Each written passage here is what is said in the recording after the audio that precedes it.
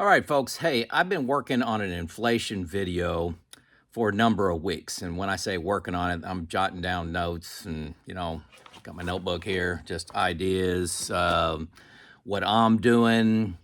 And that's what I try to include in these videos is not just a lecture on what you should do, but how am I handling things like inflation in my retirement. Again, my name is Joe. Retired at 54. I'm currently 58, 4 years into this journey. So, a couple background things on inflation. And I talked to my wife and kind of got some round numbers here about inflation. But our grocery bill is up about 30%. And you hear on the news it's up like 7%. I don't know where they're shopping at. Gasoline in the last year or so up 30%. Property tax just got this joy in the mail, up 18%. And restaurants are up 20%. Several other things are up. Those are just a couple examples. And those are amounting to about a $500 a month increase in our expenses, just normal living kind of stuff. Maybe yours is higher, maybe yours is lower. I don't know. I bet that's what we're dealing with. And to me, a couple things help me, work the problem. A lot of people just, when they hear about inflation, they just panic. Oh, I can't retire at this inflation. Well, find out the number. Find out the number. What's your number? Everybody's number is different. I don't have a mortgage, so my number is going to be different than yours. Your mortgage isn't going up 10% a year, 15% a year. Usually it's fixed for people.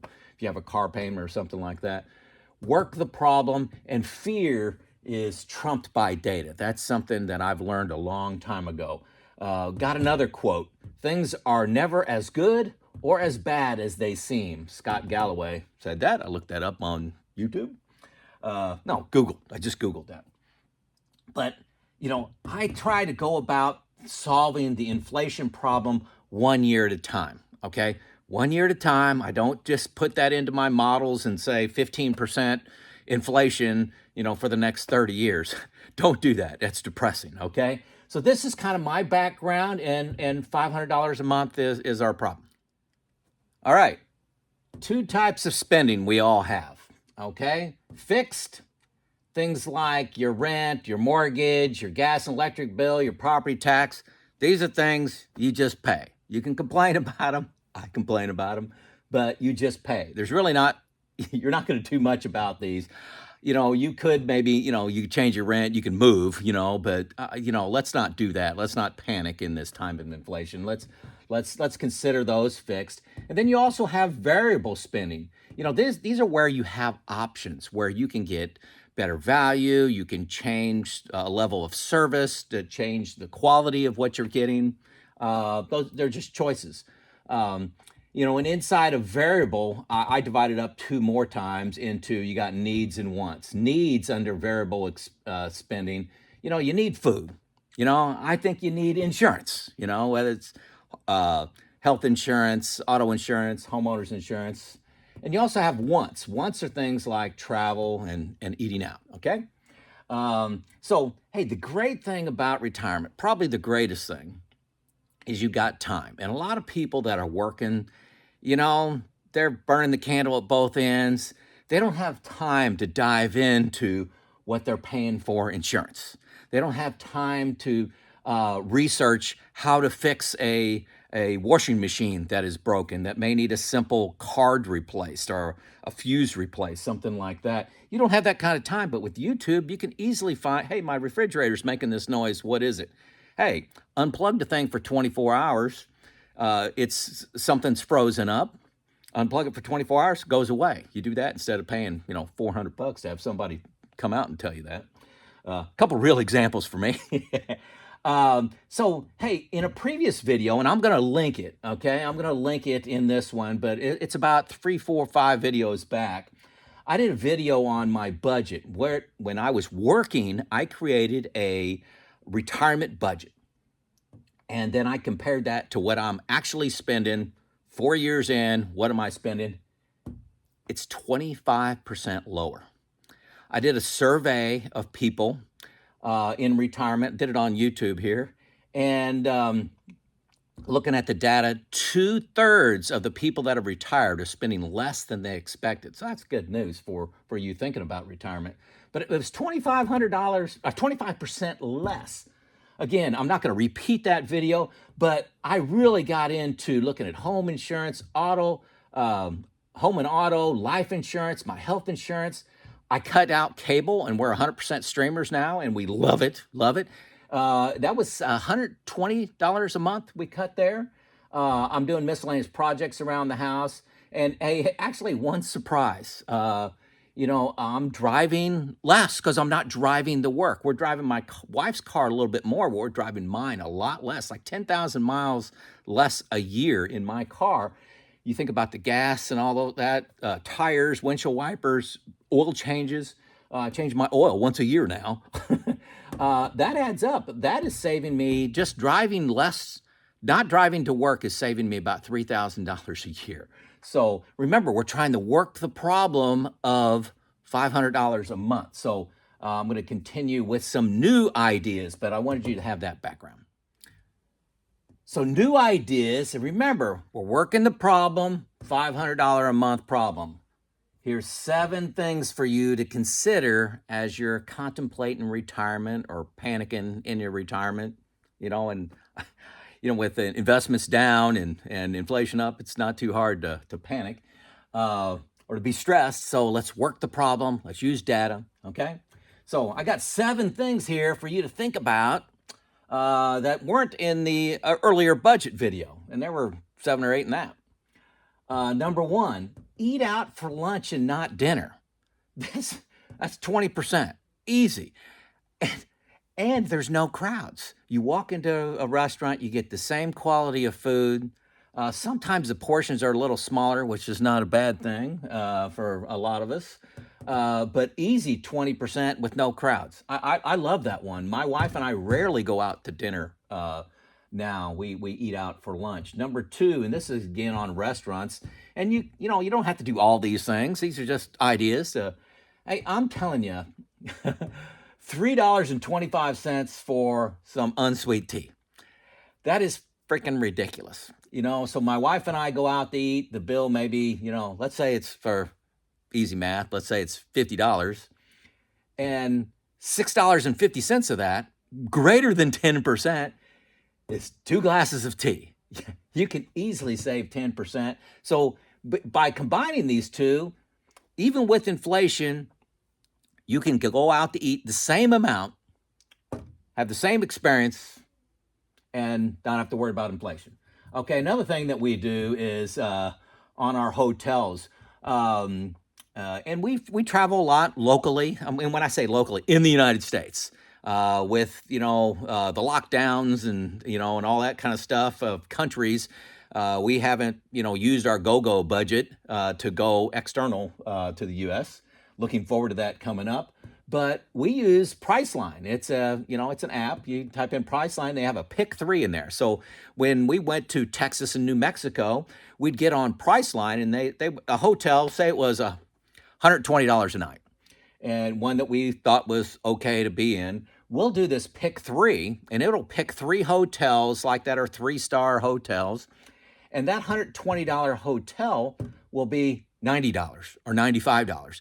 But it won't let you pick the exact hotel. You got to accept one of the 3 that they provide for you. So they give you 3 of them, and they'll pick one of those. I don't know how they pick, what goes on back office, but they'll give you one of those 3 hotels, and it's always at least 20% cheaper, my experience. So so you could travel and stay in hotels, 20%, go out to eat, save 20%. So no change to the retirement there.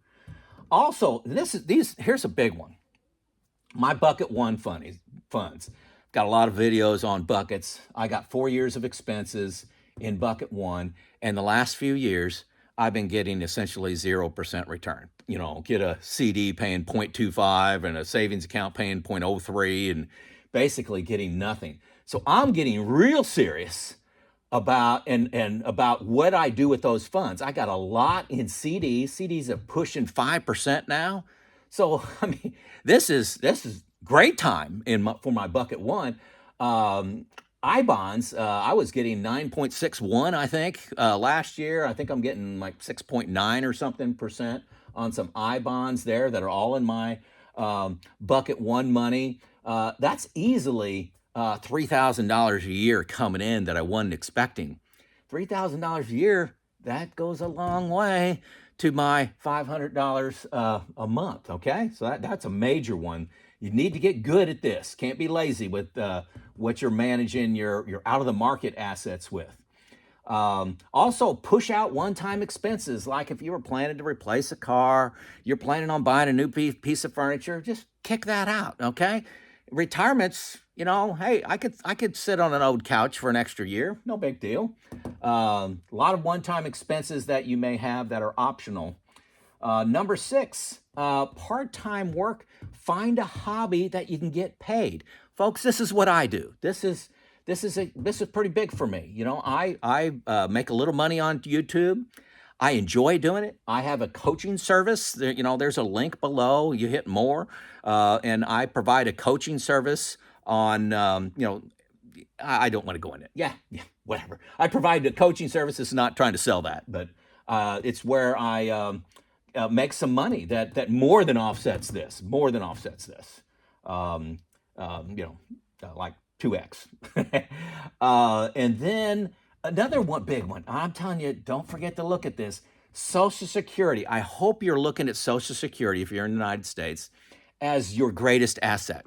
Every year that you delay that, like say you're 62 and you push it out to 63, your payment goes up about 7%, and it's adjusted for inflation.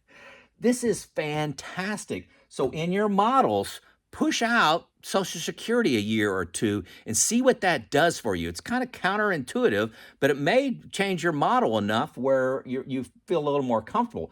I'm pushing mine out. The best time for me is age 69, with my wife as the spouse getting half of what I've earned in Social Security. She's 2 years younger than me. It makes sense for her to take it at 67 and me 69. But these are major changes, especially bucket one and Social Security, part-time work. These got bigger as I went down here. These are nickels and dimes, but they add up, and they're, hey, you still go out to eat and still have the same experience. So I'll wrap this up in last slide. All right. Hey, closing this out. For most of you and me, inflation is not a reason to delay your retirement. It could be in your specific situation. If you want to challenge me on that, give me something in the comments.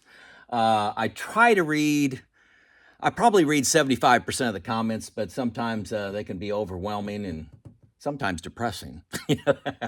But it's not time to panic either. There are actions you can take. Okay, work the problem. How much is your inflation costing you? Is it $500 a month? Is it $600 a month? Is it $300 a month?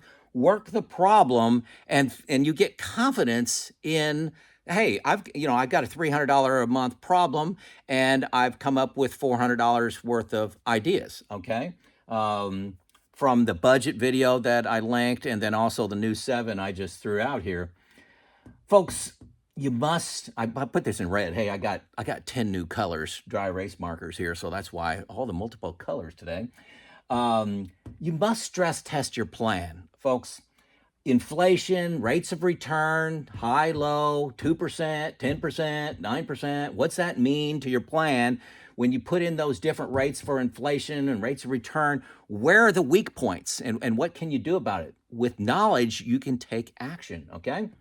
Longevity, a lot of people put that in. Few people put in early death. What happens if one of the spouses dies earlier? There's a lot of changes happen when you go to a single person, lose some Social Security, maybe even lose a pension.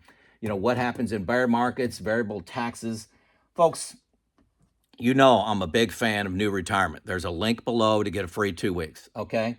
I do a lot of coaching, 4 coaching sessions a week. That's my limit. I'm retired. But I enjoy it. I get to meet a lot of new people, and I think I help a lot of people. But I would say 3 out of those 4 people provide me with a New Retirement printout that they've stress tested. and the conversation is on a whole new level.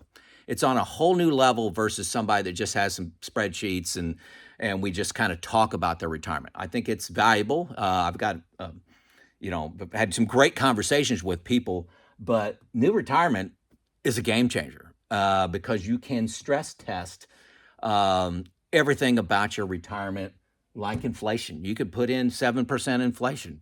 You can put in 2% inflation.